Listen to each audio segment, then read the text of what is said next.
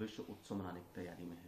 हाँ, बहुत अच्छी बात है। ट्रस्ट कब से तैयारी शुरू कर देगा? मंदिर में कब से पूजन पद्धति शुरू हो जाएगी? देखिए, पूजा पद्धति उसकी बहुत बड़ी होती है, क्योंकि प्राण प्रतिष्ठा का कार्यक्रम जो होता है वो बहुत कुछ उसमें करना पड़ता है, इसलिए पूजा पहले से प्रारंभ हो जाएगी। यद्यपि ये खरमास 14 को समाप्त हो जाएगा, इसे 15-16 से वो कार्यक्रम शुरू हो जाएंगे और इसमें उनको भगवान के लिए तमाम पल्ली देवी देवताओं की पूजा होती है, नवग्रह की पूजा होती है, दिशाओं की पूजा होती है।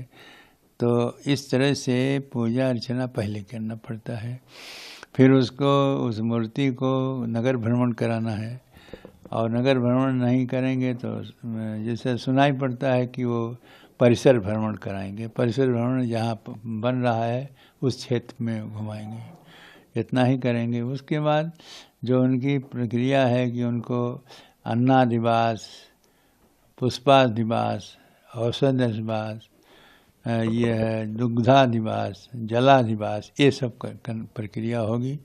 और वो एक दिन करेंगे कि एक दिन में और करेंगे, एक दिन करेंगे तो प्रतिदिन उनको करना पड़ेगा। इसलिए उसके पहले प्राण प्रतिष्ठा के पहले सारी प्रक्रियाएं जो होती हैं हो जाएंगी और ये सब होने के बाद में तब जिस दिन प्राण प्रतिष्ठा होना है उस दिन सब कार्य पूरे रहेंगे। केवल प्राण प्रतिष्ठा की जो विधि है उसी को संपन्न करेंगे और उसके बाद में उसी दिन प्रधानमंत्री जी भी आएंगे और प्रधानमंत्री जी के द्वारा क्या कराएंगे ये जो आचार्य प्राण प्रतिष्ठा कराने वाले हैं वो बताएंगे। प्रधान जी, आंखों पे पट्टी बांधने की क्या मान्यता है कि प्राण प्रतिष्ठा?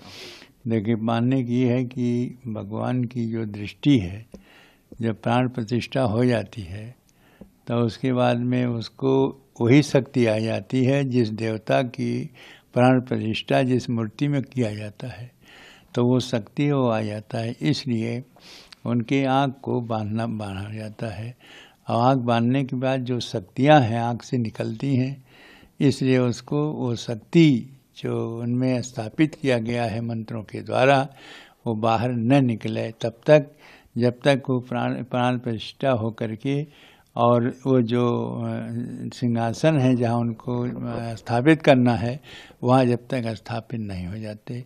जब प्राण प्रतिष्ठा के बाद स्थापित हो जाएंगे तब उसके बाद में उसको भी सामने से नहीं, बगल से जो भी होंगे वो विशिष्ट लोग जिनको वो आचार्य जो हैं निर्देश देंगे वो उनकी पट्टी को खोलेंगे। पट्टी खोलने के बाद शीशा दिखाएंगे। शीशा दिखाने के बाद में सोने के सीख से उनको काजल लगाएंगे। ये 3 प्रक्रिया प्राण प्रतिष्ठा और स्थापित होने के बाद होती है।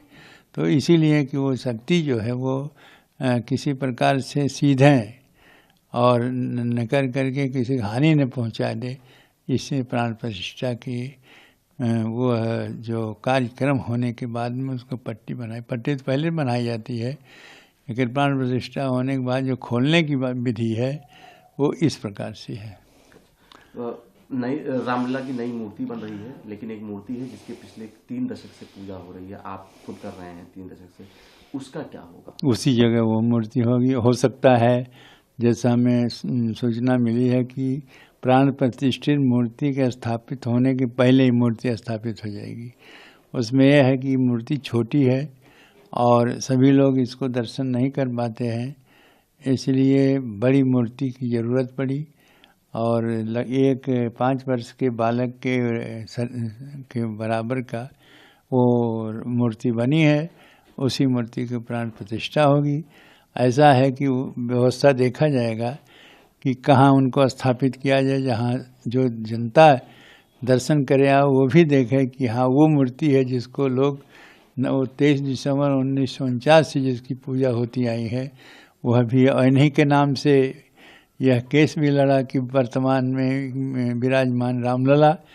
तो इस तरह का जो है प्रमाणित जो मूर्ति है वह महत्वपूर्ण है, उसी के केस जीता गया है तो वो मूर्ति की रहेगी ही वहाँ, उसको उसी रूप से पूजा अर्चना होगी जिस प्रकार ये जो नई मूर्ति आएगी उसका है। क्या पूजा अर्चना पद्धति में कोई बदलाव होगा? पुरानी पूजा पद्धति नहीं, पुस्तक मिल गई है, उनमें कोई बदलाव नहीं है। हाँ, कुछ थोड़ा बहुत बदलाव है, क्योंकि और जगह जो पूजा होती तो उसमें भगवान राम का दरबार होता है, उनके माता सीता भी साथ में रहती हैं और उनके भाई भी रहते हैं।